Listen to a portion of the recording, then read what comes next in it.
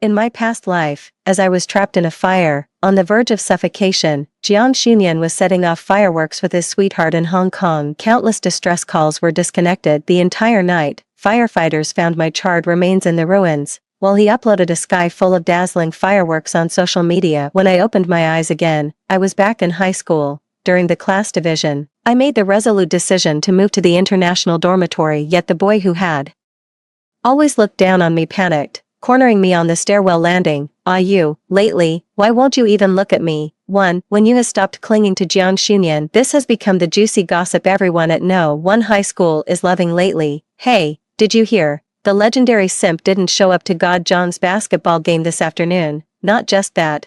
I even saw that they're not even walking to and from school together anymore. It is said that when you was upset because the new transfer student confessed to Jiang Shen. Some speculate, how long will she last this time? 3 days, a week. As the words fell, I appeared at the classroom door. Even more coincidentally, the transfer student Song Qingyu was also there in an instant. The eyes of the entire class were fixed on us. Can't blame them for being curious. The last time Song Qingyu and I were in the same room, I was so worked up I nearly slapped her. Jiang Xunyan stopped me. Jiang Xunyan arrived just in time again.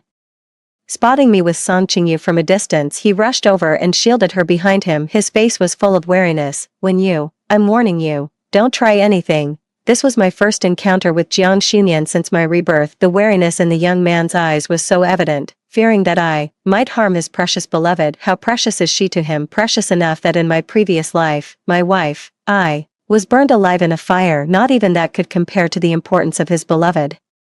Watching a fireworks display, Jiang Xunyan frowned when he saw I wasn't speaking. What mischief are you plotting now? See, even though I was just standing there, not saying a word, in Jiang Xunyan's eyes, I am wicked and malicious, while Song Qingyu is pure and flawless. I smirked. It's nothing. I just wishing you a lifetime of happiness together. Jiang Xunyan said coldly. What nonsense are you spouting now? Song Qingyu and I cut off his explanation. Whatever is between you and her, I have no interest in knowing, I promise, in front of everyone watching. Aren't you annoyed by me, Jiang Xunyan? Okay, from now on, I won't bother you anymore. We're breaking up. After saying that, I went back to my class and sat down at my seat, ignoring Jiang Xunyan's embarrassed face behind me. How amazing today. As I sat down, my desk mate Xing, holding a bag of chips, leaned in with admiration all over her face. I know better than anyone. Why is she looking at me with such admiration? Because, just like my past self, she's now a hopeless simp too. She has a secret crush on Jiang Xunyan's best friend, Qing Jin. Under normal circumstances,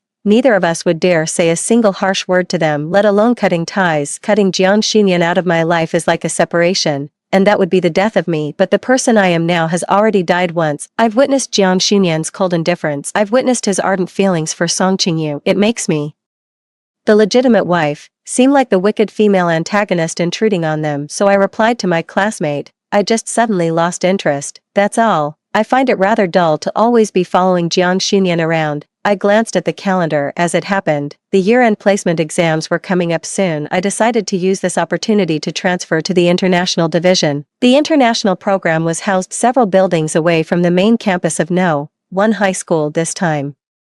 I'll grant Jiang Xunyan the freedom he wants too. I'm a woman of my word, doing my best to avoid any and all contact with Jiang Xunyan except for sharing the same classroom with him during regular classes. I stopped going to any extracurricular activities he was part of. Gradually, the whole class could tell I was going out of my way to avoid Jiang Yan. In English class, Xing hid her face behind a textbook. She whispered, It's Qing Jin's birthday today. He invited us to his party after school this afternoon. Are you going? Qing knows I don't like being around where Jiang Xunyan is lately, so she asked me in advance. I'm not going. You guys go ahead. I didn't even look away from my vocabulary book. Just wish him a happy birthday for me. But that night, I went anyway. The reason was, a friend told me Qing had gotten into an argument with Song Qingyu over me. She was being bullied. I couldn't just let that slide. When I rushed into the private room, I found Jiang Xunyan and Qing Jin both siding with Song Qingyu, leaving Qing all alone. Tears welled up in her eyes, yet she insisted, apologize. You owe you an apology. Qing was always the most good-natured. He's rarely aggressive. I heard the whole story on the way here. It was when we were cutting the cake that Song Qingyu somehow steered the conversation toward me. The implication,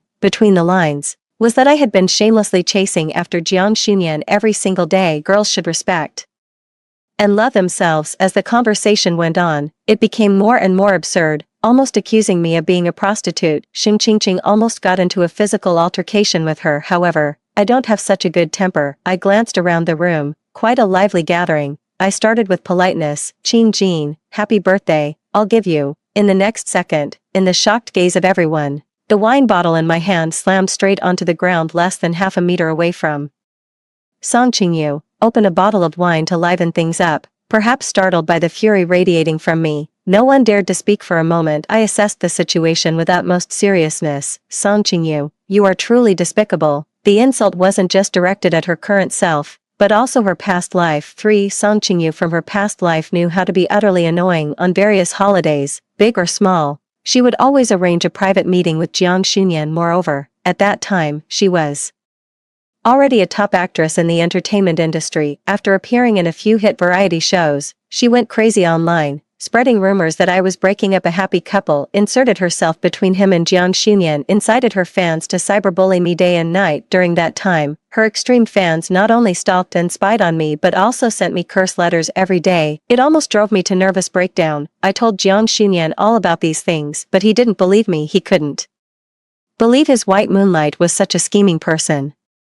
I approached Song Qingyu step by step. Do you really think Jiang Xunyan's protection means I won't dare touch you? There was panic and fear in Song Qingyu's eyes, but still, she put on a brave front, acting as if she was standing up for Jiang Xunyan. Am I wrong? When you only know how to selfishly cling to Jiang Xunyan, have you ever thought about how annoying it is for the person you're clinging to? A familiar phrase. It caught me off guard for a moment. More than once since marrying Jiang Xunyan, when you're annoying. Can you stop meddling? Don't you have anything else to do? Just as the atmosphere was growing tense, Jiang Xunyan stepped forward. Ayu, I'll make her apologize to you for this. Alright. That day, the usually proud Jiang Xunyan actually pleaded with me in front of all our friends, all for Song Qingyu's sake. He begged me not to take it to heart. A bit annoyed, I don't owe Song Qingyu anything. But I truly did owe Jiang Xunyan. The person in front of me even condescended to make an offer. Let her go. Wherever you want to travel during the winter break, I'll accompany you. Okay, I could hardly keep from laughing. I never would have imagined Jiang Xunyan would use this as a bargaining chip with me. Every summer and winter break, I used to drag Jiang Xunyan off on trips. He always refused. It's always me asking over and over again. Only after he was coaxed into a good mood and couldn't resist my pleading did he agree to give me a few days. No need. Jiang Xunyan, we will no longer travel together. In the dim light of the private room, I coldly avoided Jiang Xunyan's touch. I'd rather use this chance to ensure we never cross paths again for the rest of our lives. While Jiang Xunyan remained aloof, Qing Jin beside him was so shocked his jaw nearly hit the floor. I understood perfectly well why Jiang Xunyan dared to act with such brazen confidence. We've had countless arguments from childhood to adulthood. I throw tantrums, I say harsh words, but every single time, it's always me who reaches out for peace first. As a result, he has figured out my nature and is certain I can't bear to part. The one thing they never considered was that I was dead serious. I let out a derisive snort. A sudden curiosity struck me. What if Jiang Xunyan found out I was about to transfer to the international program? He found out that the little shadow who'd been trailing him for over a decade had finally given up on him. What kind of expression would he have? I can't wait to see, for perhaps it was because of the scene at the birthday party I tossed and turned all night. Unable to sleep soundly, I had a jumble of chaotic dreams. The next day, I was honorably late for morning study. Qingqing saw my listless state and was quite concerned. Didn't sleep well. I pulled out the English exam paper,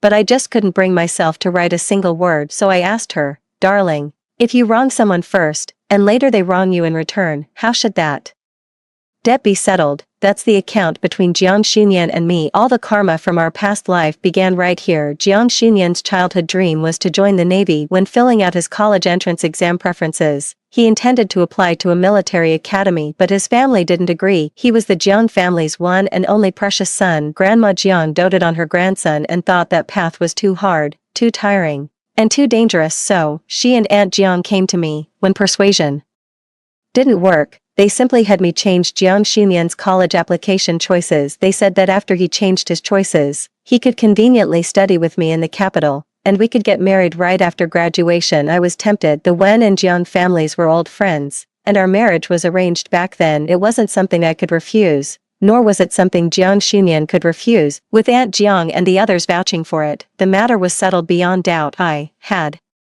A momentary lapse in judgment later, when Jiang Xinyan discovered his college application had been tampered with, he shut himself in his room for 3 whole days, refusing to eat or drink. After being rushed to the hospital, the first words he uttered upon waking were, I truly despise you." Eventually, after graduating university, I got my wish and married Jiang Xinyan. Throughout our marriage, I lost count of the times I found him sitting alone in his study, watching sailing videos. It wasn't until then that I realized how terribly wrong I had been. For my own selfish desires, I destroyed Jiang Xinyan's dreams, leaving him with a lifetime of regret. He hates me, I admit it, but we share a bond from childhood sweethearts, and on top of that, we were husband and wife for several years. At the brink of life and death, Jiang Xinyan didn't even answer my desperate call, leaving me to be consumed by the flames and the fire. I can't let it go. I resent him for it, too. Qingqing tilted her head and thought, "Do you hate him?" I nodded, then I added, "I did back then, but after calming down, I realized we were both at fault. Now, I'd rather just never see him again." Qingqing smiled and patted my shoulder with a knowing look. She said, "You're talking about you and Jiang Xinyan, right?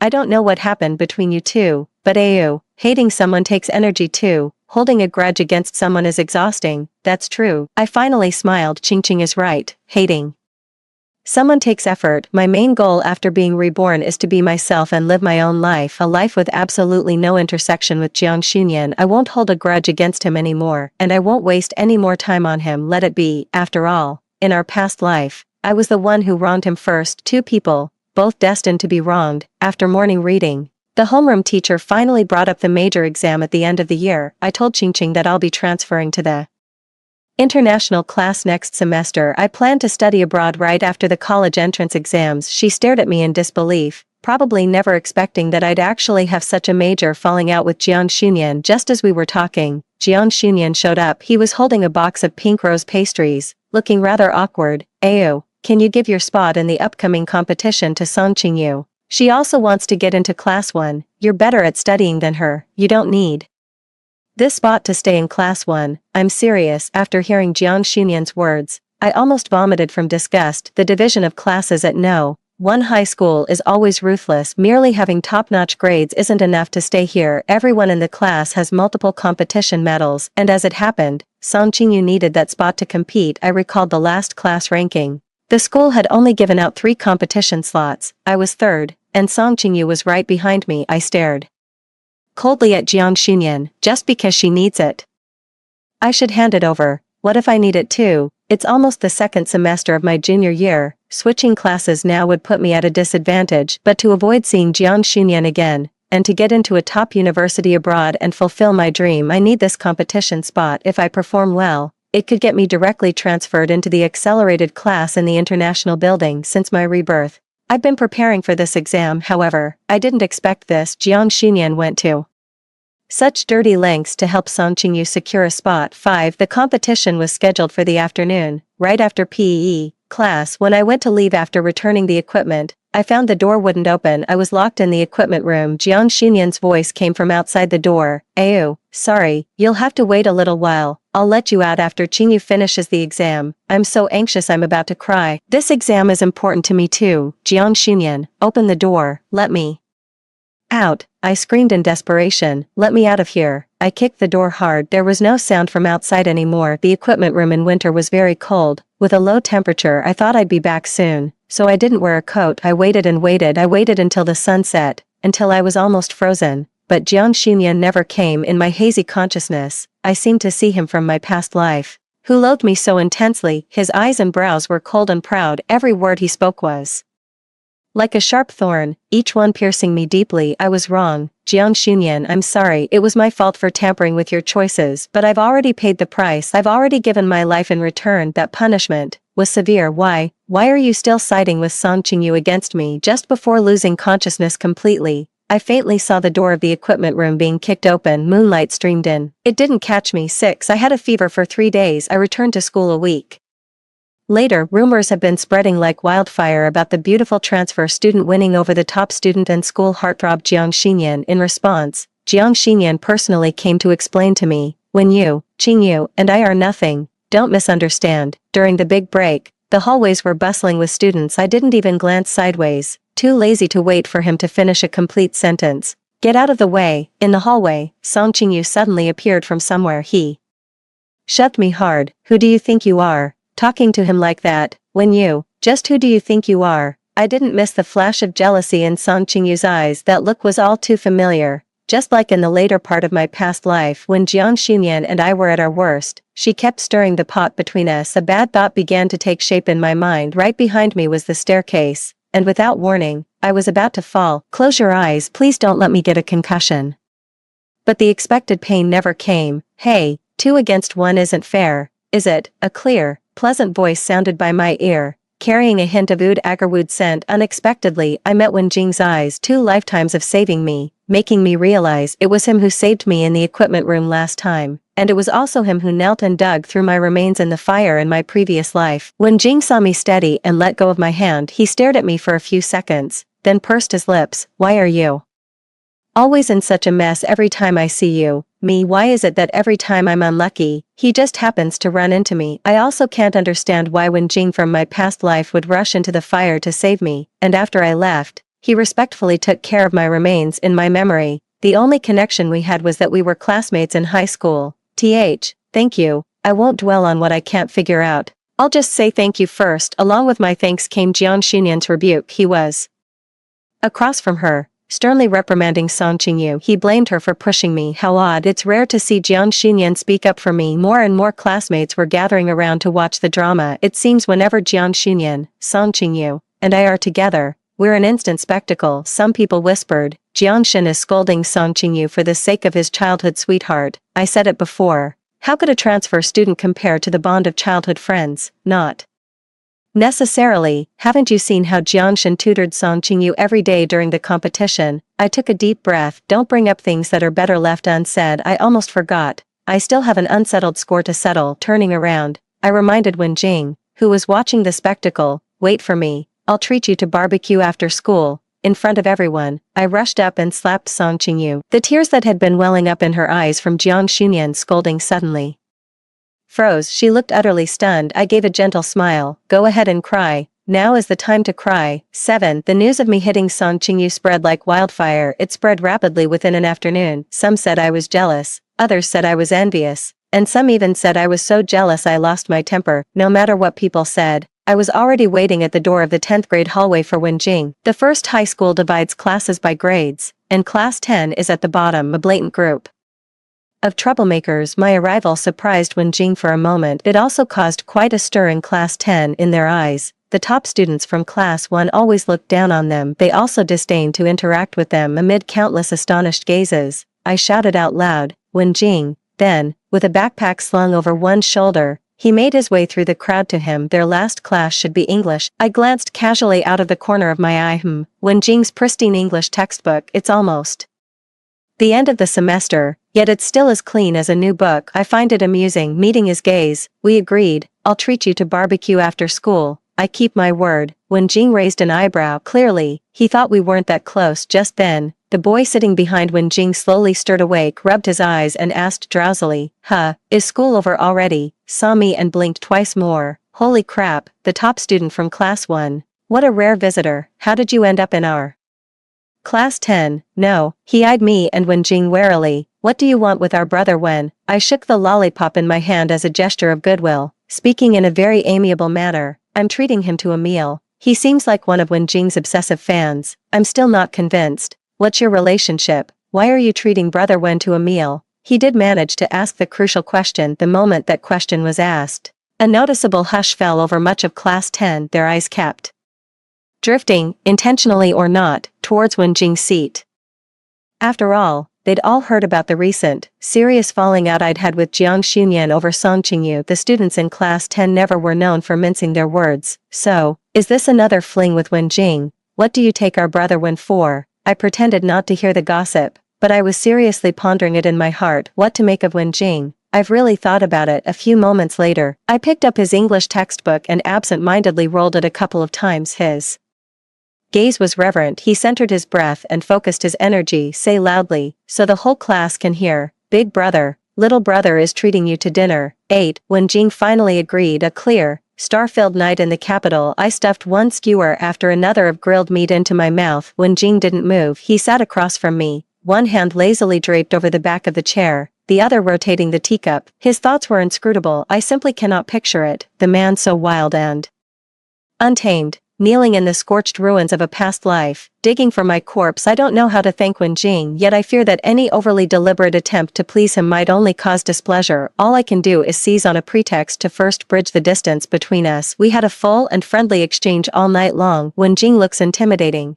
but he's actually the most loyal. Everyone in class 10 is under his protection. At the end of the meal, he gave my shoulder a pat with a heroic air. He declared, "Don't worry, with me here, I won't let Song Qingyu and the others bully you again." I was taken aback. Not that I'd said they were bullying me. When Jing shook his head, looking at my expression. "I've only met you twice, and both times you were the one being put on the spot. When you must have gone through a lot of hardships, suffered a lot of grievances." My nose stung. I lowered my head, hiding the tears in the corners of my eyes under the cover of night. I think Wen Jing, he really is a wonderful person. I was making more and more frequent trips to class 10 during long breaks, evening self-study sessions, and even PE class. Gradually, everyone in class 10 found out that I had taken Wen Jing as my big brother. The week before final exams, I was going over problems with Wen Jing. Who would have thought that the most lazy and unambitious young master of the Wen family would also tell me he wants to join the international class? With their family's wealth, they could just donate 2 buildings, but Wen Jing insists on doing it on his own. So this week, I gave him an intense after-school training. It seems like young Master Wen is trying to cram all the knowledge he missed over the past decade into his brain at once. He's been looking gloomy all day. As I was explaining the mistakes in his conic section problems to him again, someone called me at the classroom door. Someone's looking for you." I turned my head. It was Jiang Xunyan and Qin Jin. The arrival of 3 students from class 1 sent the entire class 10 into a frenzy. With a dark expression, Jiang Xunyan was the first to enter in an accusatory tone. "Is this how you spend your days? Not studying, just hanging out with those kids from class 10? Me?" Jiang Xunyan stared daggers at me and Wen Jing. His eyes were sinister and menacing. Anyone could see he was just looking for trouble. I replied succinctly with 2 words, "You're insane." He stood there, refusing to leave, and I completely lost my patience. "Do you ever shut up? Get out of the way, you're blocking the path, get lost." Ever since he locked me in the equipment room last time, using such a dirty trick to help Song Qingyu snatch that competition spot, I can't even be bothered to keep up appearances anymore. We're way past the point of keeping up appearances. Jiang Xunyan's temper wasn't exactly mild either. Such blunt words made countless people gasp in shock. Qin Jin couldn't even maintain the smile on his face, enduring Jiang Xunyan's murderous glare. Stepping in to smooth things over. "When Jiang is just concerned about you. Is there something we can't discuss in our own class? When did you get so close with the people from class 10? I frowned. For the first time, I felt utterly annoyed. Jiang Xunyan, annoy everyone around him. Why does it bother him that I'm explaining the problem to Wen Jing? Why doesn't he go find Song Qingyu and instead keep staring at me? I glared at them with a sharp tone. "First of all, I won't be in class 1 next semester. Secondly, what I do is none of your business." Jiang Xunyan grew anxious upon hearing that I wouldn't be staying in class 1. "Ew, don't say things you don't mean." Seeing the genuine annoyance in my eyes, his tone softened. He asked, "Are you still upset about Song Qingyu taking your spot last time?" I scoffed. So he knew it was a case of taking, not earning. But I don't have time to argue with him. The exam is coming up, and I still have a lot of key points to go over with Wen Jing. I grabbed Wen Jing, grabbed my textbooks, and said, "Come on, I'll take you to an empty study room." As I brushed past Jiang Xunyan, he tried to stop me, blocked by a tall figure. Wen Jing gave a half smile. "Didn't this classmate grow ears? Didn't you hear her say you're annoying?" Wen Jing flashed that same lazy, teasing smile again, showing Jiang Xunyan not an ounce of respect. "Do me a favor and get lost. Stop bothering when you." I nodded. I looked up at my big brother with pure admiration. It turns out, being protected feels pretty good. 9. I've completely fallen out with Jiang Xunyan after returning from class 10. Even though we were in the same class, we acted like oil and water. I waited and waited, counting the days and nights. Finally, the end-of-term exams arrived. I did pretty well on the final exam, successfully transferred to the international class as desired. After the final exam results are out, there are a few days of winter break tutoring before the new year. I no longer have to stay in class 1, directly move to the international classroom. Ching, help me move stuff. The international class and class 1 are separated by several buildings, so it won't be easy to meet up anymore. She can't bear to part with me. Her eyes are red. I comforted her. saying I'd come back to see her when I had the chance, but deep down, we both knew I wouldn't return as long as Jiang Xunyan was there. Qingqing gave me a notebook.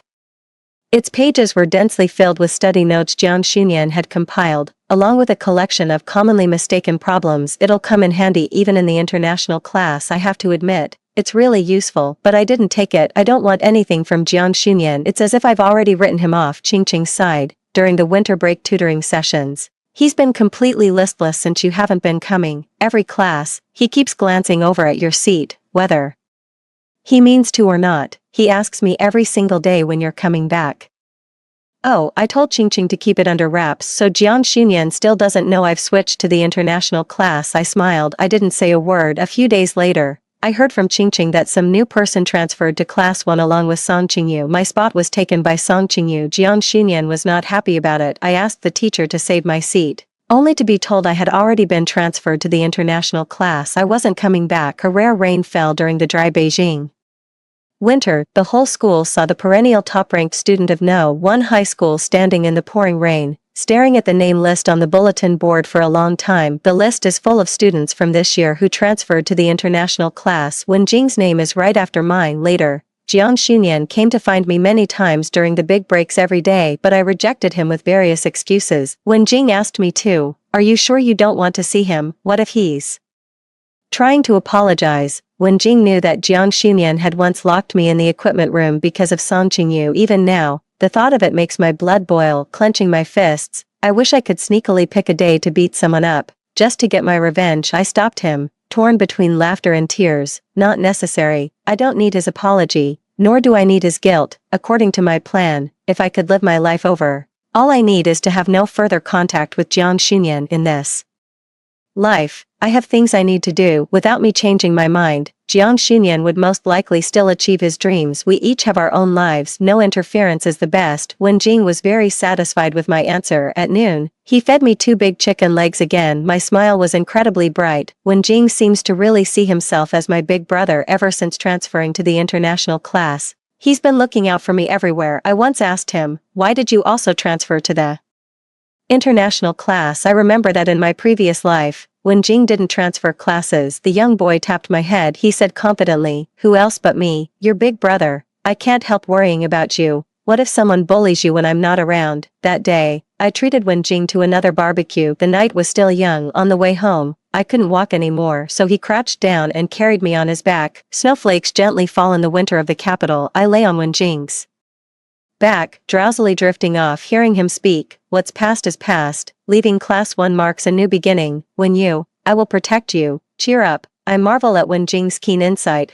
Although I smile most of the time, Wen Jing always notices. When I was in class 1, by Jiang Xunyan's side, I was never truly happy, but that's all going to change. From now on, my life will be one without Jiang Xunyan. 10. Life just went on, plain and uneventful. The last tutoring session before the new year.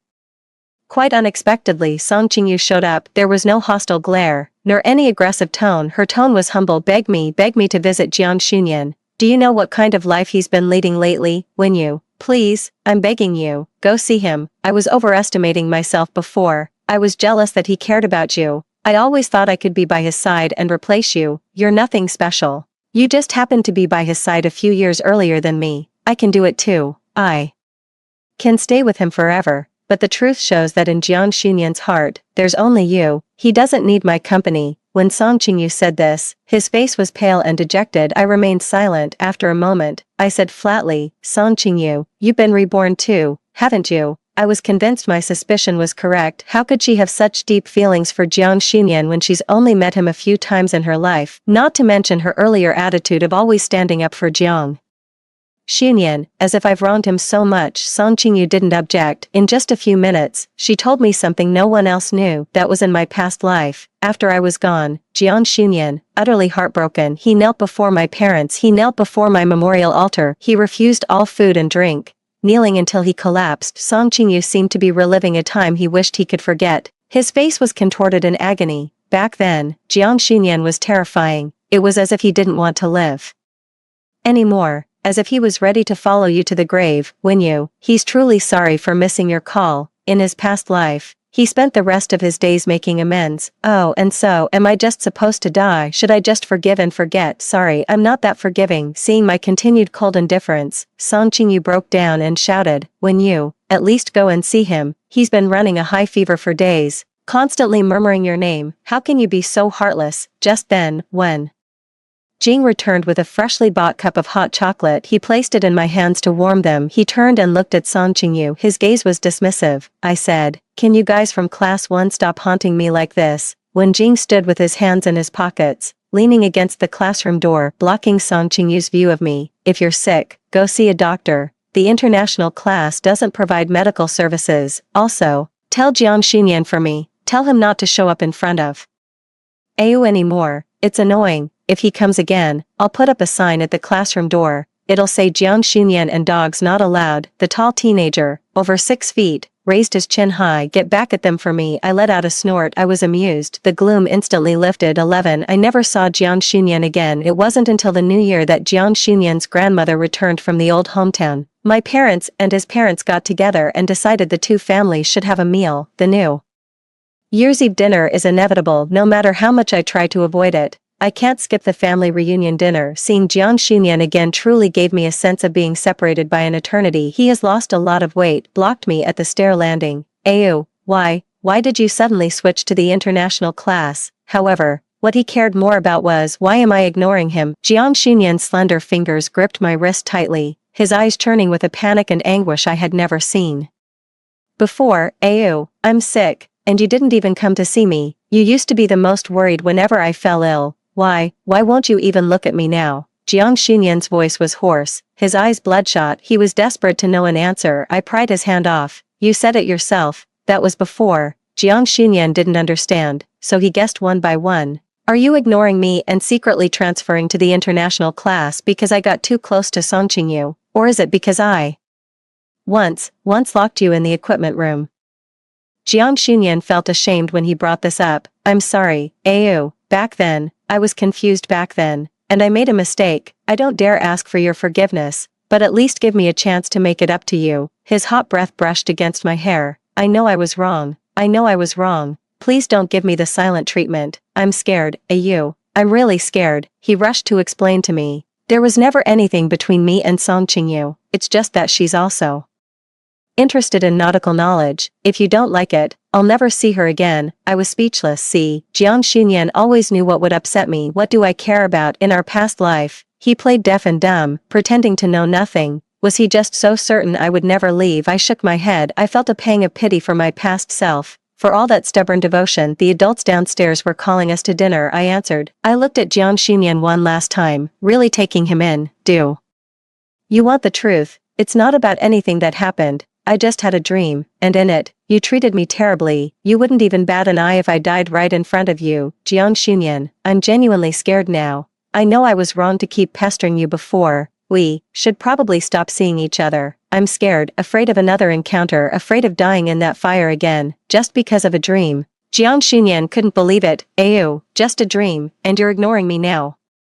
I can understand how Jiang Xinyan of this life feels so absurd in his eyes. The person who has always liked him the most since childhood, the one who sticks to him like a sticky plaster because of a dream, she doesn't want him anymore. In my past life, Jiang Xinyan did many terrible things to me too. He trampled on my feelings and carried on ambiguously with Song Qingyu, but I never held it against him. I never even mentioned breaking up except when it came to life and death. I can't let it go. The agony of burnt skin, the suffocating black smoke. I couldn't tell Jiang Xinyan I had been reborn, so I had to lie. It was just a dream, but he didn't know that it was something I had truly experienced. It was the nightmare shadow of my 2 lifetimes. I took 2 steps back. Jiang Xinyan, just let me go. That dream was too real. I don't want to die by your hand again. I'm scared. Okay. Now that I've switched to the international class and plan to study abroad, to be honest, it's to avoid you. I deliberately made my words harsh. That should put an end to his hopes. For the sake of the bond we shared growing up, please don't do this to me. Jiang Xinyan hung his head. He stood there quietly, unmoving. The hallway light was dim, and I couldn't make out his expression, but I knew he had his pride. Too. Jiang Xinyan did as I had hoped. He didn't press the matter further. I turned and went downstairs. At that moment,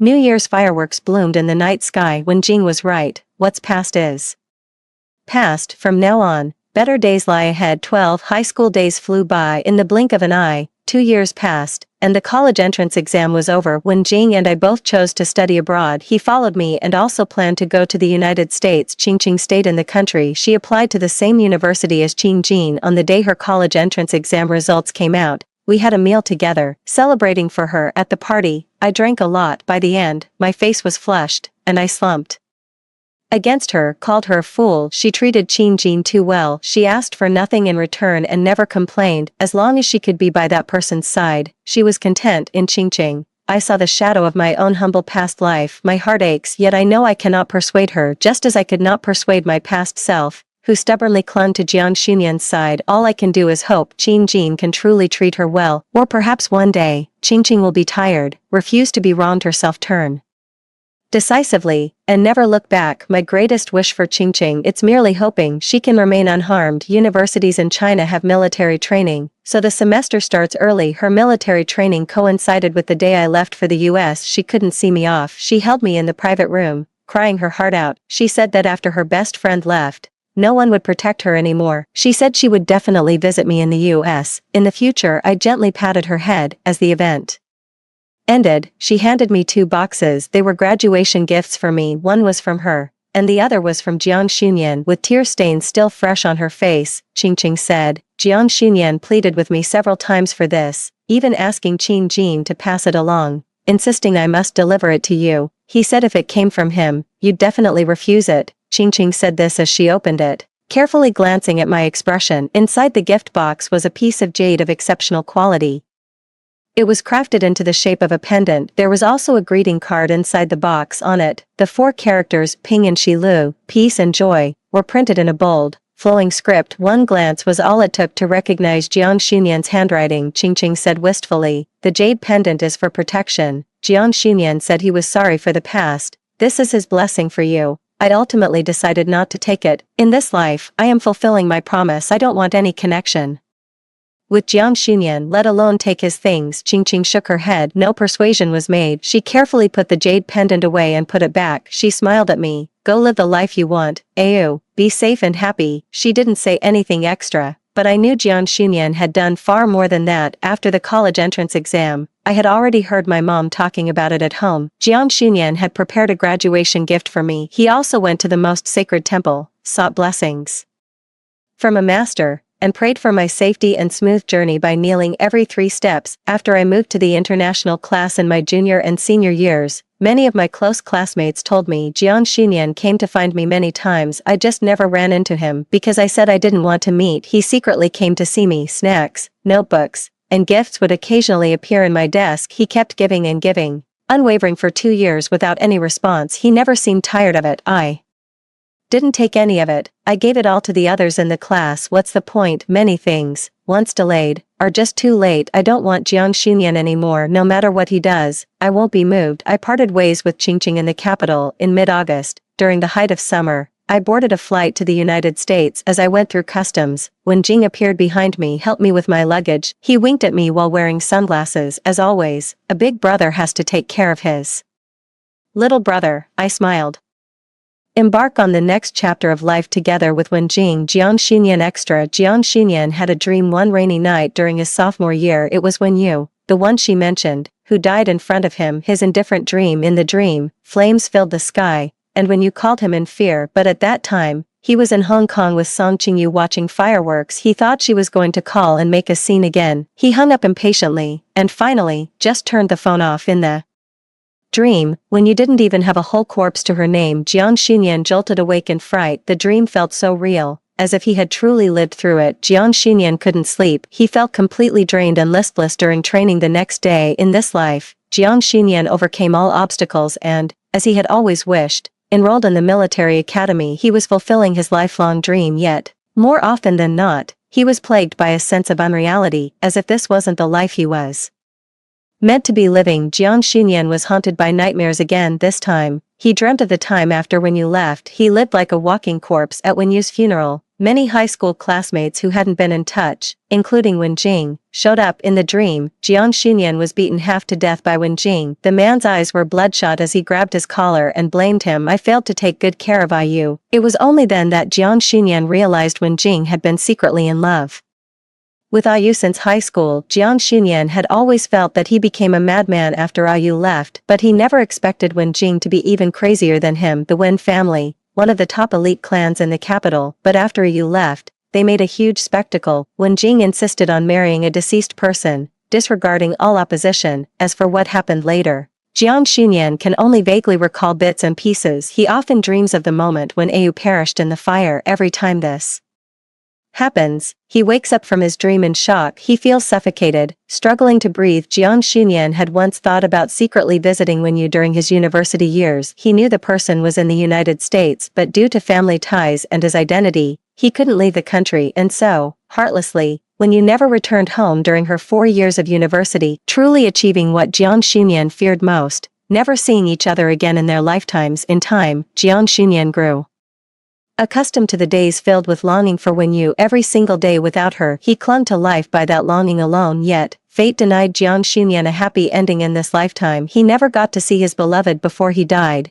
Jiang Xunyan is dead. He died in the 5th year after graduation. He was on a mission in the open sea. That mission spanned multiple countries and was extremely challenging. Several nations collaborated to eradicate the sea pirates. The mission was on the verge of a successful conclusion. But just on the eve of its completion, a few of the pirates made a desperate last stand. They took a hostage to the island. They set a massive fire. Among them was a girl who looked just like Wen Yu. Jiang Xunyan knew it was a trap. He went without hesitation. Finally, he couldn't escape the blaze. Amidst the blazing flames, Jiang Xunyan's mind returned to that dream. It was Wen Yu from her previous life. What was different this time was that she wasn't afraid. She smiled warmly.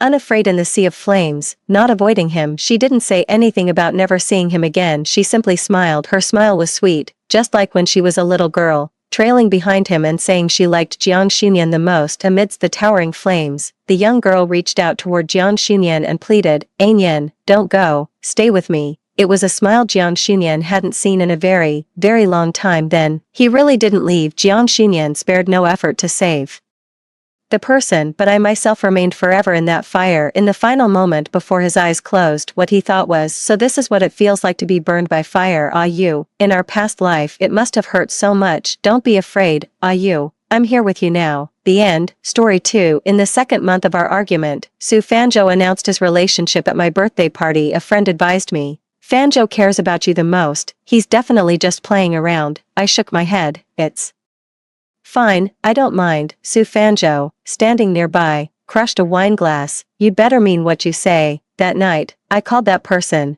"Do you still mean it when you say you like me?" "Of course, it's my pleasure to like you, Aaron." In the second month of our Cold War, Su Fanzhou attended my birthday party. He brought Xiaoling along, that girl he used to hate the most, as skinny as a chicken, always crying when faced with problems. Just seeing her annoys me. No one could have imagined that the man who once disdained her would one day change his ways, pick a fight with me over her, and even bring her to my birthday party. My gaze fell on Xiaoling's arm linked with Su Fanzhou's, and I couldn't help but clench my fist. "Happy birthday," a familiar voice sounded beside me, making my heart ache all the more. I lowered my eyes and said nothing, afraid my voice would crack if I spoke. Su Fanzhou didn't care at all. He handed me a blue velvet jewelry box. "This is a gift from Xiaoling and me."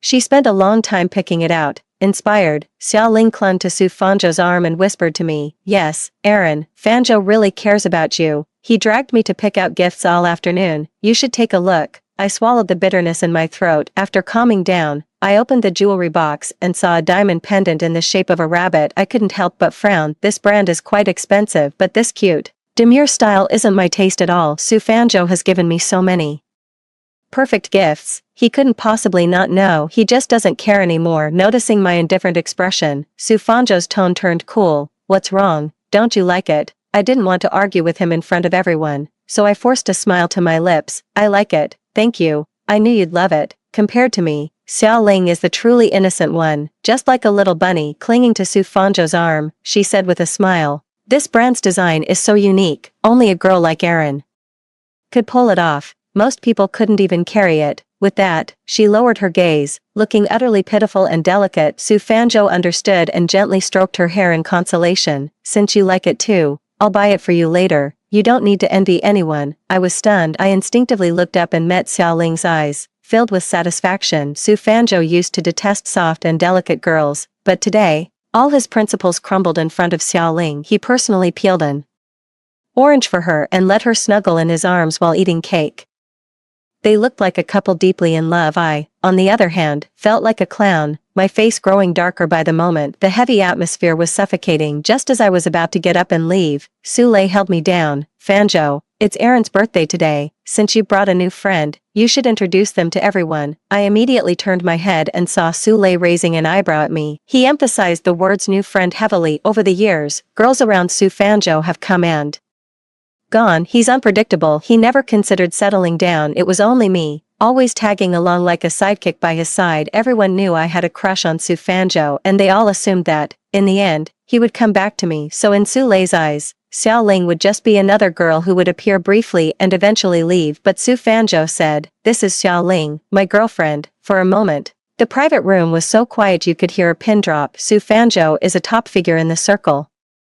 With his powerful family background, no one wanted to publicly embarrass him. After a brief silence, someone broke the stillness with a cough. This was followed by scattered congratulations and teasing. Amidst the teasing and laughter, I gradually lost patience and once again wanted to leave, but Su Fanzhou held me back. He frowned, his displeasure plain in his eyes, and issued a low warning. "Aaron, you're not a child anymore. Your brother has a girlfriend now. You should be happy for him and not be difficult." It suddenly came back to me how, just 2 months ago, he had lectured me in that same condescending tone. I had been chasing after Su Fanzhou for nearly a decade. He knew full well I had feelings for him, yet he never turned away my affection. Last Christmas, I crossed half the northern city just to deliver his gift. He had just come from a party, still tipsy. He leaned lazily against the car and opened his arms to me. "It's so cold. Thank you for your hard work, Ran, my unrequited love.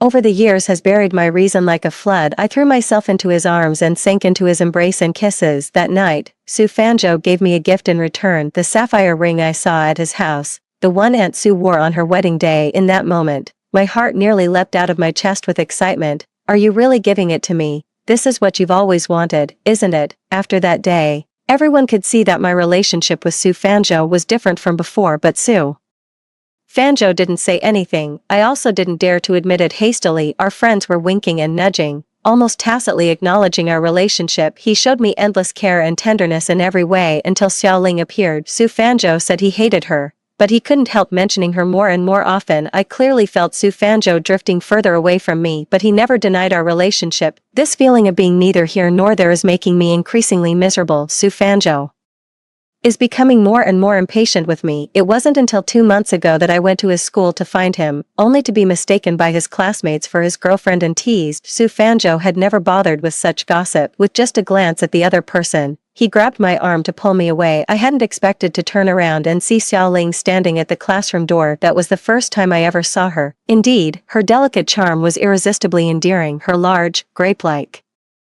eyes, misty with emotion, stared unblinkingly at Su Fanzhou. Then, like a wounded little rabbit, she ran off without looking back. Su Fanzhou instinctively let go of my hand and took a couple of steps forward in pursuit. Yet, for some reason, he stopped. Then, without a word, he silently led me home. It wasn't until that evening, when Grandpa Su was pressing him about marriage and jokingly mentioned my name, Su Fanzhou was completely enraged. "Qing Ran, can't you respect and love yourself? I've always treated you like a sister, and I can only be your brother. Put away your little thoughts. No matter what you've said to Grandpa, I will never like you. Give up on that idea." He knocked over the milk, burning my calf. I seemed to have lost all sensation, looking at Su Fanzhou with numbness and despair. "But last Christmas, I was drunk, Qing Ran. It's no fun if you take a drunk person's words seriously." Su Fanzhou's icy, merciless voice almost crushed me. "Stay away from me. If you can't figure this out, then we shouldn't see each other anymore." True to his word, he ignored me for a full 2 months. If it weren't for Su Lei pleading my case, he couldn't even be bothered to show up to my birthday party. Yet the moment he arrived, he hit me with a bombshell. He made me the pitiful, laughingstock clown on my own birthday. I lowered my voice to a whisper, my question meant for his ears only. "What about me, Su Fanzhou? If you don't like me, why didn't you reject me earlier?" Su Fanjo's body stiffened slightly, and his voice lowered, but he didn't address my question directly. Aaron, you still haven't figured it out. I've made up my mind. I wiped away the tears from the corner of my eye, lifted my head, and looked directly into his deep, mysterious eyes. I was being immature before. I'll return the ring to you. Perhaps the noise here was a bit loud, as Xiaoling curiously peeked out. What kind of ring? Su Fanzhou's expression grew increasingly cold. He hugged Xiaoling close, glanced at me sideways, and after dismissing me with a curt "don't need it," he ignored me completely, focusing all his attention on comforting Xiaoling. Su Lei noticed my sadness and softly reassured me. Everyone knows Fanzhou cares most about you. He's probably just playing around. Listen to Liege. Don't take it to heart. Yes, Su Fanzhou used to care about me the most when my family first moved to North City. I couldn't speak the local dialect well, and the neighborhood kids all ostracized me. It was Su Fanzhou who stood in front of me to protect me and helped me integrate into a new life later. When my grandfather passed away, my parents didn't want to return to the country. It was Su Fanzhou who actively pleaded with Grandpa Su to let me stay in the country, where I grew up under the care of the Su family for the next 10 plus years. Su Fanzhou was always by my side wherever I went. During the college entrance exam year, my parents returned to work in Haicheng and wanted me to apply to universities there. It was Su Fanzhou who took me to Haicheng overnight, assuring my parents in front of them that he would always protect and take care of me, which allowed me to stay in Beijing even at 18, that age of budding affection. I could still clearly sense that Su Fanzhou had feelings for me, but Su Fanzhou has forgotten all of that. The heart is made of flesh and blood. I stubbornly loved him for 10 years, and it all came to nothing. I get tired too. I hurt too, watching Su Fanzhou and Xiaoling laughing together. I let out a soft sigh. Lei Ge, thank you, it's okay, I really don't care anymore. Su Lei looked a bit surprised. Aaron, you. Before he could finish speaking, the sound of shattering glass came from behind him. This was immediately followed by a cry of alarm. Fanzhou, your hand. Su Fanzhou remained frozen in a half-bent posture. The glass in his right hand had already shattered into pieces, and blood dripped from his palm onto the carpet, vanishing without a trace. Xiaoling was so frightened that she didn't know what to do, tears almost spilling out. Su Fanzhou, however, was unnaturally calm and gave Xiaoling a gentle push. It's okay, go find a waiter and ask them to bring some medicine. Without hesitation, Xiaoling held back her tears and left. After she left, the private room fell silent once more. Su Lei glanced at Su Fanzhou, then at me. I was just about to try and mediate when Su Fanzhou's cold sneer cut me off. His expression was so icy it seemed he could devour someone. I instinctively shrank back, but he pinned me down with his uninjured hand. Qingran, you'd better mean what you say. In the dim light, Su Fanzhou's gaze was sharp, almost grinding his teeth, yet I was unusually resolute. I will. I always keep my word. Su Fanzhou left before Xiaoling returned. I don't know how he explained it, but Xiaoling added me on WeChat very quickly. Sorry, Aaron, Fanzhou isn't feeling well,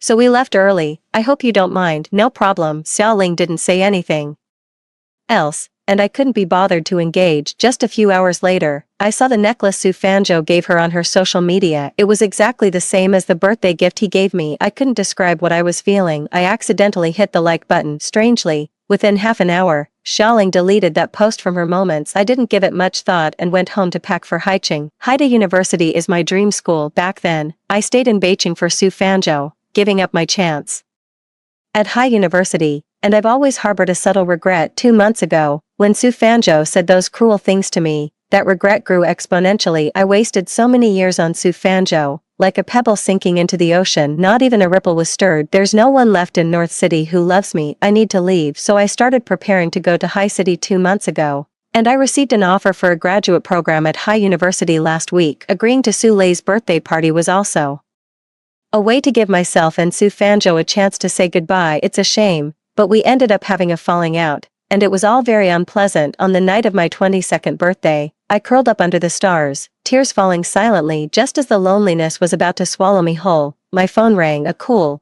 detached male voice came from the other end of the line. Happy birthday, look up. I looked up and saw colorful fireworks exploding in the distant sky. The design was specially customized according to my sketch from last month. My heart was pounding so hard it felt like it was about to jump out. I quickly got up. Sure enough, through the balcony railing, I saw Lu Yanming standing downstairs, looking up at me. He waved at me, a faint smile playing on his lips. Did you enjoy the fireworks? They were beautiful. So, are you going to keep crying? A strange feeling surged within me under the fireworks. I suddenly mustered up the courage. It even involved a bit of a gamble. Mr. Liu.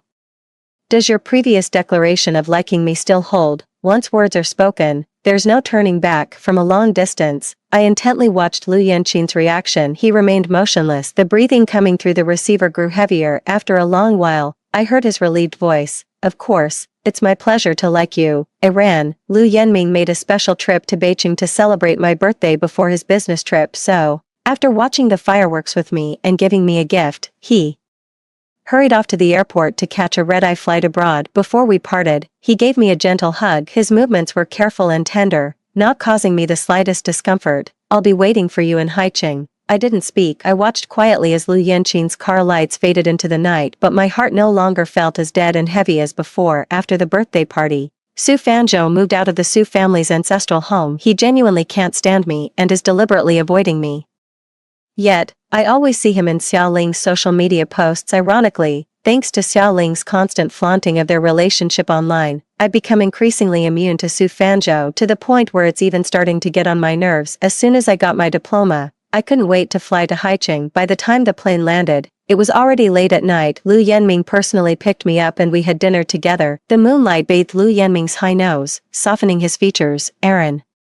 Are you really sure about this? He stared at me intently, making me smile involuntarily. Lu Yanming, I'm already sitting right in front of you. Are you going to back out now? Lu Yanming raised an eyebrow, his tone confident and assured. Of course not. After dinner, Lu Yanming saw me home. My parents are both artists who have pursued freedom their entire lives. They lived in Haicheng for a few years before moving to Europe last year, so I'm the only one living in this huge, empty house. Lu Yanming felt a little uneasy. Call me anytime if you need anything, no matter how late it is. You've said that 3 times now. Lu Yanming. I took the luggage and waved at him as I turned around. I'm used to being alone and will take good care of myself, so don't worry. Lu Yanqing frowned and suddenly moved closer to me. I instinctively tried to dodge, but he grabbed my arm, not allowing me to escape. It's necessary to correct you. Qingran, you're not alone anymore. The salty sweet sea breeze brushed against the cheeks, and Lu Yanqing's smile reached his eyes. Haicheng welcomes you. After a pause, he said, I like you. I first met Lu Yanming at an art gallery in Beijing. I was already making a bit of a name for myself back then. The gallery had purchased one of my paintings only for it to be smeared with ketchup by a child visiting the gallery. The art gallery urgently called me over to discuss remedial measures,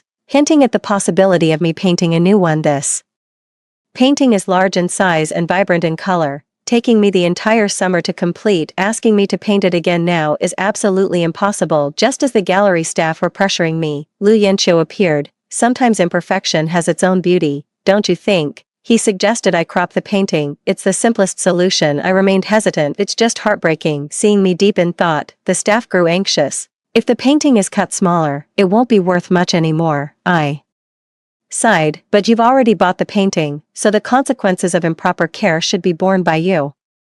Ultimately, it's not my fault. Helping is a favor, not helping is within one's rights. The gallery has no right to force me to redraw. The person I was dealing with was a young girl who was on the verge of tears, unable to persuade me. I'm feeling inexplicably irritable. Fine, if you're willing, just let me buy it back at the original price. This is the best solution to ensure the gallery doesn't lose money, even though I'm taking a bit of a loss. But this painting is the fruit of my labor. I'd rather buy it back and let it gather dust in the warehouse than let the gallery cut it up or have it copied, losing the original meaning of the painting. Half an hour later, as I watched the staff load the painting onto the truck at the gallery entrance, Lu Yanqing appeared again. I turned my head and saw the soft outline of his high, straight nose etched by the setting sun, thinking to myself what a masterpiece of divine favoritism it was. Thank you for helping me out of that awkward situation.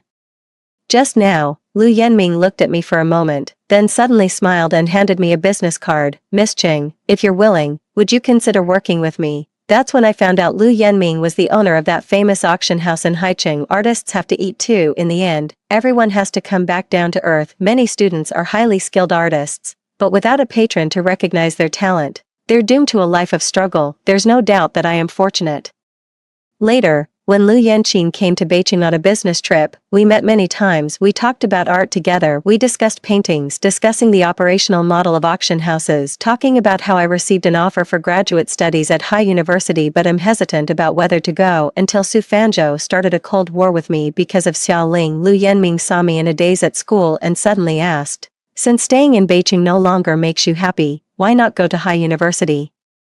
"For graduate studies," I reflexively retorted. "I'm not unhappy." Lu Yanqing's voice was calm. "Really?" I fell silent. Lu Yanqing smiled. "As your client, I hope you have a wellspring of inspiration that never runs dry, creating greater artistic and commercial value. As your friend, I hope you live a life filled with optimism and joy. As your admirer, I hope your soul remains forever free. And I hope you always stay true to yourself." That was the first time Lu Yanming confessed his feelings. To me, he said, "Qingran, if you come to Haicheng, could you try to like me?" The rain in Beijing had been falling for a week, but it cleared up on the day Lu Yanming arrived. My mood was like the sky in Beijing, as if I had suddenly found clarity. Beijing is where I grew up, but it's not my fortress. I don't need to grovel in the dust, begging for Su Fanzhou's affection. I have talent, dreams, and a vast world. I will find someone worthy of my love, and who loves me in return. I want to leave in. The first week in Haicheng, Lu Yanqing accompanied me to 3 art exhibitions each time. We started 2 hours before the museum closed and ended when it closed. Then it naturally led to having dinner together. Even though he had arranged his schedule as carefully as possible, he still frequently received work calls from his assistant while out. Lu Yanming, who had just returned to the exhibition hall after a 5-minute call, gave me an apologetic look. "I promised to spend time with you." That was my oversight. Seeing the client's top boss being so dedicated and responsible gives me even more confidence in my own future. Lu Yanming suddenly moved closer. "Just a client, huh?" I suddenly laughed when I saw his slightly round eyes. "What to do? It's more than that." Lu Yanming blinked. "Then I should thank you for giving me a title." He is a man with clear goals. Once he sets his mind on something, he charges forward without looking back, including me. I'd be lying if I said I wasn't touched, but Lu Yanming is a very busy man. Asking him to take time off work to accompany me is really asking too much. "You don't have to go out of your way to keep me company next time. I'll be fine on my own." Lu Yanming turned his head to look at me, his eyes gentle.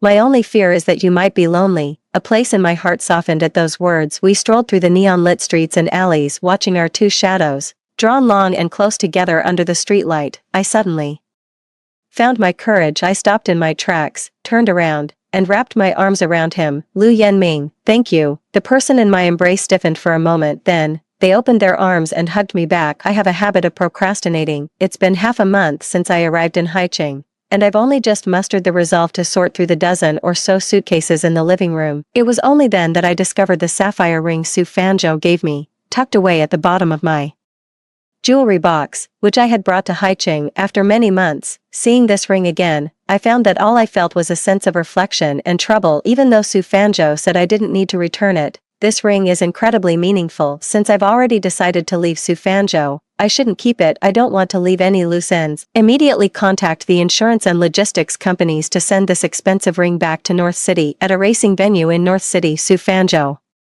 changed into his racing suit but didn't get into the car. Instead, he sat coldly on the spectator area sofa, checking his phone every 2 minutes. No calls or WeChat messages. He was growing increasingly uneasy. Last night, while returning to his old home for dinner, he passed by Qingran's house and noticed none of the lights were on. When he left the old house late at night, Qingran still hadn't returned. Qingran isn't the type to be out playing. He wanted to ask where Qingran had gone, but when he opened WeChat, he found their chat history was still stuck 3 months ago. Only then did he realize he hadn't seen Qingran in a long time. He felt Qingran was just throwing a tantrum on purpose, waiting for him to come and make up. Su Fanzhou wasn't unwilling to make amends, but Qingran had to give him an out first. Asking him to take the initiative and call Qingran was out of the question. It was just too humiliating. After much deliberation, Su Fanzhou posted an indirect message on WeChat Moments. "The taro balls at South Street are not good. He doesn't like overly sweet things, but Qingran enjoys making them and always forces Su Fanzhou to eat them." So Su Fanzhou was convinced that the moment Qingran saw this WeChat moment, she would come find him on her own. But he waited all night, and Qingran didn't even give it a like. As Su Fanzhou picked up his phone for the 3rd time, Su Lei glanced at his screen. Sure enough, it was Qingran's WeChat chat window. Su Lei was amused. "If you want to see her, be proactive." Staring at your phone 800 times a day or posting sad updates on social media won't be as effective as just making a phone call. Su Fanjo gave him a cold look. Shut up. Sule wouldn't shut up. Many people fawn over Su Fanjo for money and power. Sule isn't. He is Su Fanjo's best friend, even more so than Su Fanjo himself. In his view, Su Fanjo clearly likes Qingran without realizing it. All that talk about sister and brother is just a bunch of bullshit. You reap what you sow. Seeing Su Fanjo looking so deeply troubled, Sule felt that if he didn't say something, Su Fanjo might just keep going in circles. At this thought, Sule cleared his throat. You already have Xiao Ling, so stop thinking about Iran. Su Fanjo clicked his tongue. His gaze fell on Xiao Ling, who was excitedly learning to race cars with the coach in the distance, and he couldn't help but frown. Qingran is different. How is she different? Because you know she likes you, so you take advantage of her feelings, bully her at will, and think she'll always wait for you. Su Fanjo remained silent, his brow furrowing even deeper. Sule sighed. Erin doesn't owe you anything. She deserves to be cherished and loved, so she won't wait for you forever. If you want to be with Qingran, cut ties with Xiao Ling as soon as possible and don't waste that girl's time. Then, sincerely apologize to Qingran. Whether she forgives you or not will depend on your attitude. Sule didn't say the rest. He still remembered the calm and resolute gaze of Qingran on the night of the birthday party. Now, just recalling it makes him shudder, so he was also worried for his friend, not knowing if Qingran would forgive Su Fanjo. Strangely, Su Fanjo didn't utter a single word of rebuttal, and even fell into deep thought. It wasn't until his assistant came to get his signature, bringing along a courier package as well. Mr. Su, the courier said it's an important item and you must open the package yourself, so I brought it along. Su Fanjo looked up at the small, square box, and a sudden unease welled up inside him. After a couple of seconds, he finally took the box and opened the packaging. Then he saw the sapphire ring he had personally given out last Christmas. Su Fanjo's mind went blank instantly. He didn't care about anything else and immediately grabbed his phone to call Qingran, wanting to ask her what she meant, but the call wouldn't go through. He tried to send a message, only to find that Qingran had blocked him. Su Fanjo panicked. He grabbed his car keys and ran out, but Sule stopped him just before he could leave. Come back. Sule held up the shipping label. Qingran has left Beijing. Upon learning that Qingran had left, Su Fanjo's first feeling was anger. He and Qingran grew up together. It's not like they never fought, but none of their fights ever lasted more than a week. This time, they were giving each other the silent treatment for a full 3 months, and Qingran just up and left for Haicheng without a word. This isn't something the usually considerate and sensible Qingran would do, so Su Fanjo stubbornly concluded that Qingran had gone bad. He felt Qingran was deliberately giving him the cold shoulder, waiting for him to come and make amends. Su Fanjo wouldn't have it. A child who runs away from home after making a mistake deserves to learn a lesson. So when Sule asked if he wanted to go to Haicheng, Su Fanjo refused decisively. She has no relatives or friends in Haicheng. She'll be back soon enough. No need to worry about her. Sule shook his head as he watched him with a confident demeanor. He silently muttered to himself, crazy guy. As if to validate his words, Su Fanjo quietly moved back to his old house. Every night, he would observe the lights in the Qing family's house next door at a fixed time. Half a month passed in a blink, and it was Su Fanjo's birthday. Drunk at the birthday banquet, Su Fanjo leaned alone by the window of the old house, gazing at the villa nearby that was completely dark. Qingran still hadn't returned. Midnight had passed. On his 23rd birthday, Su Fanjo received no well wishes from Qingran. A sudden wave of hurt washed over Su Fanjo. How could Qingran be so cold-hearted towards him? It was just a fight. Qingran should have thrown a fit like she always used to. As long as he doesn't see him for a week, he comes to the school and throws a tantrum.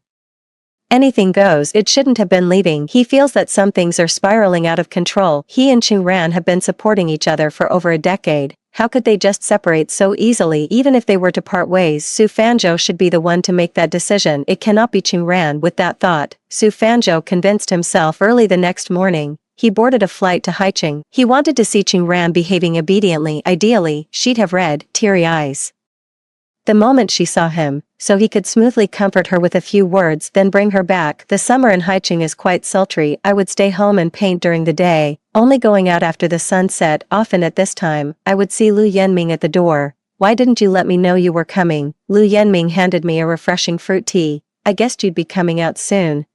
What if I never came out? Please, Miss Ching, invite me in for a cup of tea. Lu Yencho's eyebrows raised slightly, his eyes hinting at a subtle sense of aggression and possessiveness. My heart raced as I avoided his gaze, lowering my head and remaining silent for a while. I've been in Haicheng for a month. Even though Lu Yanming and I are officially a couple, our relationship has stalled at holding hands and the occasional fleeting kiss. It never progressed any further. It's hard not to love Lu Yanming, from his looks and physique to his knowledge and eloquence, from his personality to his career achievements. Lu Yanming is nothing short of exceptional. Having such a perfect man constantly in my line of sight is a special kind of torture. It's pure agony, all that eye candy, completely off limits. Once, as he pulled away after a kiss, I couldn't help but grab his arm, which only made him chuckle. Don't doubt it, I like you far more than you could possibly imagine. He brushed past my nose, leaving an ambiguous warmth, restrained yet persistent. But I don't want you to regret it. Can we have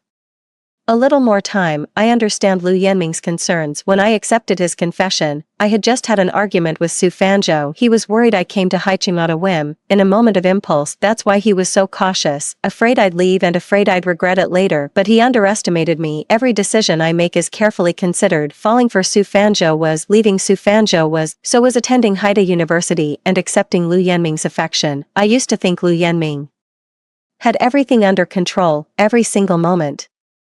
Suddenly, I feel that in our relationship, Lu Yanqin is the humble petitioner, the admirer. He has completely handed over the initiative to me. Since Lu Yanqin cares so much about my feelings, I cannot let him down. I will only love him even more. I want him to feel my affection, truly and deeply. It took me half a month to complete a portrait of Lu Yanming. I then informed Lu Yanming to come and collect the painting in person. He thought the painting was intended for sale at an auction house. Just before I came to Haicheng, I sold him 2 paintings, so after receiving my message, he teased me for being overly diligent. He also subtly asked if I was short on money. I smiled without saying a word. It wasn't until evening when Lu Yanqin saw the nearly life-sized portrait in my studio that he suddenly froze. After gazing at the painting for a long time, he spoke with a choked voice. I remember you never used to paint portraits. That's right. I didn't like painting portraits before. Capturing a moment in time of a person on canvas is a deeply meaningful act. It's a shame that the person I used to be had never experienced a moment so profoundly moving. That's why I had never painted a portrait for anyone. Lu Yanming was the first and the only one. I nodded. So, do you like it? A painter once told me that it's very difficult for a person to change their painting habits. A change in painting habits indicates that their state of mind has begun to shift. Lu Yanqin looked down at me, his gentleness almost spilling from his eyes. So, Iran, can I take it that you've completely let go of the past and accepted me? Seeing his nervous, expectant look, I stepped forward with a smile and opened my arms. Yes, Lu Yanming. So, do you want to give me a hug? The response I received was a warm, enthusiastic embrace and the kiss. For the first time, I lost my breath in Lu Yanqin's embrace. Like a drowning person clutching his clothes, he followed my back, looking at the collar of his shirt. I had messed up. With a look of indulgence and helplessness. Let's not go out, I'll cook. Okay. I never would have imagined that Lu Yanming, a golden child who's been pampered and adored since he was little, actually knew how to cook, and his knife skills were deft, his process orderly and methodical. You could tell he spent a lot of time in the kitchen. I couldn't help myself and hugged him from behind. Lu Yanming, you keep surprising me more and more. Lu Yanming turned around helplessly and nudged me toward the kitchen door. Miss Ching, this is just the beginning. There are many more surprises waiting for you to discover. Lu Yanming didn't need me to keep him company in the kitchen, so I set up my easel in the living room and started painting the flowers he had just brought over. I was halfway through the painting when my phone rang. It was Su Lei. He's one of my few friends. After learning I had left Beijing, he even called to check in on me, so I didn't have my guard up much with Su Lei and answered the call directly. The background noise on the other end of the line was quite lively. As if he was at a party. Su Lei deliberately lowered his voice, sounding slightly anxious. Aaron, aren't you coming back? I'm not going back. After a brief pause on the other end, Su Lei hesitantly said, but today is Fanzhou's birthday, and he's been waiting for you all night. Why don't you give him a call? Only now do I understand why Su Lei never urged me to go back before, but today he did. So today is Su Fanzhou's birthday. In previous years, I would always prepare a grand birthday surprise for him. It's only been a little over a month since I left the northern city. Not only do I not actively think about Su Fanzhou, but I've even forgotten his birthday, which I used to care about the most. This shows that he really isn't that important to me. At this thought, a sense of relief suddenly wells up within me. Could you ask Lei to wish him a happy birthday for me? I won't be Coming back, Sule let out an "ah." He wanted to say something but didn't. Finally, he hung up and sent me a video. I clicked open and saw Su Fanzhou sitting silently in the main seat in the dimly lit private room, even though Xiao Ling was sitting right beside him and a circle of friends were teasing and congratulating. Su Fanzhou remained silent, his gaze dark and fixed on the door. It made him seem particularly lonely. If it were before, seeing this scene would have broken my heart. I wish I could fly back to Beijing right this second to be with Su Fanzhou, but right now, my heart is completely still. Lei, please don't send me any more messages about him. I don't want to see them. After typing that, I set my phone down on the sofa. When I turned around, I saw Lu Yanming standing not far behind me, holding a plate of sweet and sour pork ribs. His gaze conflicted as he looked at me. 2 seconds later, he placed the ribs on the table, then he sat down beside me and pulled me onto his lap. After burying his face in the crook of my neck for a moment, Lu Yanming's voice was low and almost hypnotic. I don't want to wait anymore. He magically produced a ring from his pocket. Let's get married. Like a burst of fireworks, it soared and blossomed in my heart under his expectant gaze. I nodded firmly. Lu Yanming did not leave that night. We kissed from the sofa to the rug, and from the rug to the bed, our breaths intertwined, tangling our very souls. At the peak of passion, Lu Yanming wrestled back his reason. He lay heavily upon me, breathing hard, his fingers brushing the flesh on my cheek with a mix of helplessness and regret. Aaron, not tonight. My senses returned to me then, and I came to a sudden, sobering realization. We had no protection at home. All right, I lay back down, my enthusiasm thoroughly deflated, which drew a low, muffled laugh from Lu Yanming. He planted soft, lingering kisses along my neck. Only after we had both calmed down did he carry me back to the living room. He resumed the unfinished kitchen work. That evening, we watched the stars from the rooftop, falling asleep in each other's arms. The next day was the weekend, and Lu Yanqin wasn't working. Feeling lazy, I woke up to find Lu Yanqin already gone from the bed. I ran out of the bedroom and saw him coming out of the guest room next door. He had just gotten out of the shower. His robe hung open. Droplets of water traced the lines of his Adonis belt, a sight so distracting it made me swallow hard. Seeing my reaction, Lu Yanming chuckled and proceeded to change his clothes right in front of me. No need to rush, you can have this view every day from now on. He says suggestive things, yet carries himself with such restraint, the epitome of a cool, aloof charmer. I'm absolutely smitten. Only after Lu Yanming wheeled me into the dining room did I realize he had breakfast all prepared. That's just like him, taking care of me in every possible way, infusing love into every corner of our interactions. Lu Yanming, I think I like you even more now. Lu Yanming paused slightly while pouring milk, then let out a soft sigh. Aaron, you deserve the best treatment forever, so this is all I should do. In that moment, it suddenly dawned on me why I had fallen for Lu Yanming so quickly. His upbringing had molded him into a true gentleman. Whether interacting with women or with a lover, he always maintained rationality and courtesy, yet never lacked resourcefulness. His approach is fundamentally rooted in equality and respect. This is what I've been missing most for over 20 years. When I liked Su Fanzhou, he was always someone I looked up to. As it happened, Su Fanzhou enjoyed my admiration, but holding your head up for too long gets tiring. Unequal heights can never embrace, so Su Fanzhou and I were destined to be strangers. Thinking of this, I suddenly felt a surge of fear. Fortunately, I stopped in time, or else I might have missed Lu Yanqing. As I thought about it, I glanced at Lu Yanqing a few more times, who was reading on the sofa. He seemed a bit helpless. Eat properly, I'm not going anywhere. Oh. I buried my head in my milk and then heard the doorbell. Just as I was about to get up, Lu Yanqin had already walked out. You eat, I'll go. Oh, I thought it was the delivery guy, so I didn't argue with him and calmly ate my sandwich. To my surprise, Lu Yanqin didn't return for a long time. I suddenly felt a pang of unease and ran towards the door. I saw Su Fanzhou standing outside, his face ashen. The first sight of Su Fanzhou was shocking. It had only been a few months, but he seemed like a different person. His eyes were tinged with dark circles, and a faint stubble was visible on his chin. A wave of exhaustion hit me. Why are you here? Su Fanzhou's gaze fell on me, his eyes bloodshot. He raised his hand, pointed at Lu Yanming, and demanded sharply, who is he? Lu Yanming didn't react much to his appearance. He only frowned slightly when he looked back at me. Aaron, go put your shoes on. Huh. Following his gaze, I realized I was barefoot, without socks or slippers. Lu Yanqin had already taught me a lesson yesterday because of my bad habits, so at this moment, I instinctively ran into the room, ignoring the awkward triangular situation. Unexpectedly, this action angered Su Fanzhou. I came all the way to Haicheng to pick you up, and you still want to run." He took a few steps forward, trying to grab me. His fingers were swatted away by Lu Yanming just before they could touch my clothes. Lu Yanming frowned, his expression displeased. "Use your words, not your hands." After that, he gestured for me, who was stunned by Su Fanzhou's shouting,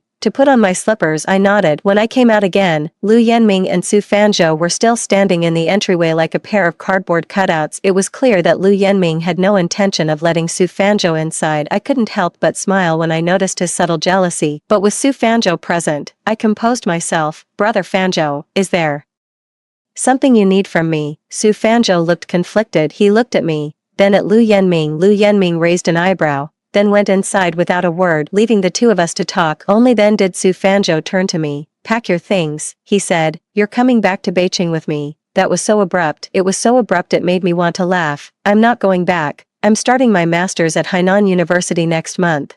Hainan University. Su Fanzhou instinctively narrowed his eyes, then raised his voice. "You changed your mind last year." Before preparing for the graduate entrance exam, I mentioned my plans to Su Fanzhou. He started to get impatient halfway through. "Either way, we're staying in Beijing. It's advantageous to take the exam at our own university, so there's not much to discuss." With just one sentence, he left my declaration about applying to Haida University stuck in my throat. I thought about it for a long time after I went home that day. In the end, I still put Haida University as my choice. I'm willing to travel between the two cities every week for Su Fanzhou. I won't let distance become an obstacle between us as long as he wanted to see me. But to my surprise, before I even received my acceptance letter, Su Fanzhou already had Xiaoling by his side. Looking back, I'm incredibly grateful for my stubborn, almost desperate determination back then, which stopped me from giving up on my application to Haida University at that moment. Facing Su Fanzhou's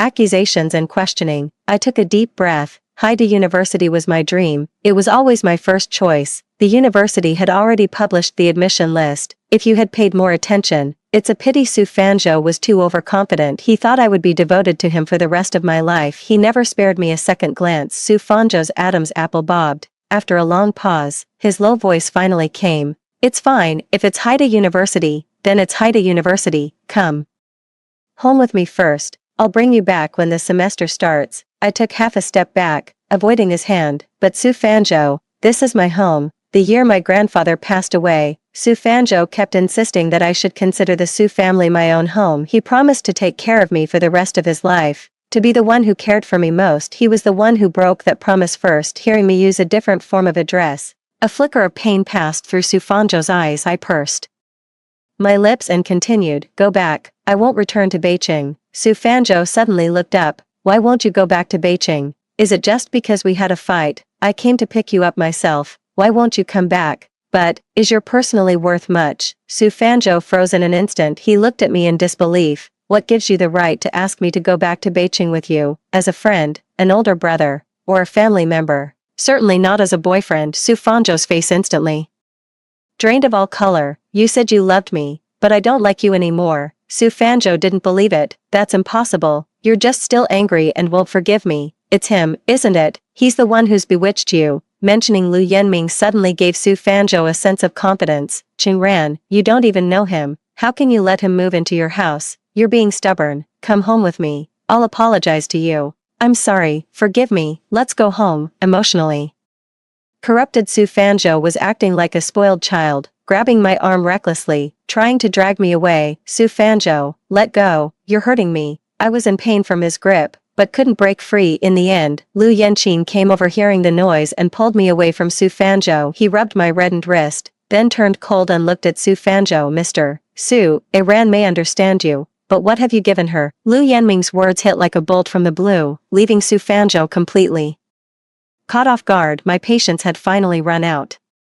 "I've already returned the ring to you, and I won't be so childish as to pester you like I used to. I have someone I like now, and you have Xiaoling." Thinking of that gentle, naive girl, I let out a sigh. "Su Fanzhou, I hope you can learn to cherish the person right in front of you, no matter what happened before. Xiaoling is the one you chose yourself. Don't let her down again." Su Fanzhou lowered his eyes, his tone carrying a hint of self-mockery. "But I don't like her that much anymore." Back then, I was just with her for the novelty, the inherent flaw in men, seeking novelty, but not taking responsibility. It's draining me. That's your business, you figure it out. You may leave now. I won't be offering you tea today." With that, I walked over and pushed open the slightly ajar door. Looking up, I saw Xiaoling standing outside the door, looking lost. With a visibly awkward Su Lei, Xiaoling stared blankly at Su Fanzhou, her eyes quickly reddening. Then, just like before, she wiped away her tears and ran out. Su Fanzhou hesitated for a few seconds. He still ran out after her, leaving Su Lei and me looking at each other in silence. He was about to say something, but stopped when he saw Lu Yanming behind me. He sighed. Then, like a true elder brother, he gently hugged me. "Once you've made your choice, don't look back." I hummed an acknowledgement. Su Lei released the embrace, stood firm, and looked at Lu Yanqing. "Please, treat her well." Lu Yanqing raised an eyebrow and, with patience, spoke the third sentence after Su Fanzhou's appearance. "Certainly." Su Fanzhou's sudden appearance made me inexplicably nervous when facing Lu Yanqing. "Do you have any questions for me?" Lu Yanqing's expression was calm. "Aaron, you haven't finished your breakfast yet." "Oh, Lu Yanming is exactly that kind of person. He trusts me unconditionally. He won't deliberately bring up my past wounds and embarrass me, nor will he get irritated over minor unexpected incidents and blame me for them. He loves me calmly and steadfastly, accepting my past, possessing my future. I am grateful to him." Before school started, Lu Yanqiu took me camping on the mountaintop. We embraced each other, we watched the sunset and welcomed the sunrise. He pecked my fingers and kissed the engagement ring engraved with our names. A sudden curiosity took hold of me, and I opened my hand to the morning sun. "Lu Yanming, just how long have you been carrying this ring with you?" That day, his proposal wasn't something he had planned for a long time. If he hadn't been prepared in advance, he could never have produced that ring. I didn't expect Lu Yanming's eyes to crinkle into a smile when he heard what I said. "Ever since the day you said you'd come to Haicheng." I froze for a couple of seconds, then threw my arms around Lu Yanming and hugged him tightly. "Lu Yanming, I really, really like you." Lu Yanming, from that day on, I've looked forward to our future together every single day. Meeting you was my good fortune. Miss Cheng, I look forward to getting to know you better. Su Fanzhou. A side story: Xiaoling was pregnant. She had planned to give him the news as a birthday gift on Su Fanzhou's special day, but he ignored her completely. Xiaoling didn't dare to say it. The next day, when she discovered Su Fanzhou had suddenly flown to Hong Kong, Xiaoling felt as if he was about to abandon her. She panicked. She found Su Lei and, using the child in her womb as leverage, begged him to take her to find Su Fanzhou. She had naively believed she could make Su Fanzhou turn over a new leaf. After overhearing those words at Qingran's doorstep, she felt like a complete fool. That's true, even a girl as outstanding as Qingran couldn't win Su Fanzhou's affection. How could she possibly be better than Qingran? So, even when Su Fanzhou caught up to her, apologizing over and over, Xiaoling just wiped her tears and, with forced composure, said, "I'm pregnant." Su Fanzhou was stunned. In the next second, regret and joy appeared on his face simultaneously. "Then, let's have the baby, we'll get married, and I'll treat you well." Xiaoling saw the hint of regret in his eyes, and it only made her feel more resentful. She took a deep breath. "Su Fanzhou, I won't marry you, and I don't want this child." "What?" Facing Su Fanzhou, who was on the verge of a furious outburst, Xiaoling, trembling like a frightened rabbit, found her courage for the first time. "I need the surgery, but I don't have the money." "Su Fanzhou, give me 2 million, I'll leave you as soon as it's done. Let's end this." Su Fanzhou stared at Xiaoling in stunned silence, his mouth opening and closing wordlessly before he finally murmured, "Even you are leaving me too." "Yes, I am leaving you." Xiaoling wiped away her tears and met Su Fanzhou's gaze with newfound courage. "You will never learn to cherish the person right in front of you. You don't deserve Qingran, and you don't deserve me either. Su Fanzhou, I don't want your affection anymore." Su Fanzhou watched as Xiaoling walked away, as if all his strength had drained. Collapsing to the ground, he reaped what he sowed on the first day of his 23rd year. Lost Qingran, lost Xiaoling, lost his own child. He still doesn't know who he truly loves, but he knew he had lost the two people who loved him most.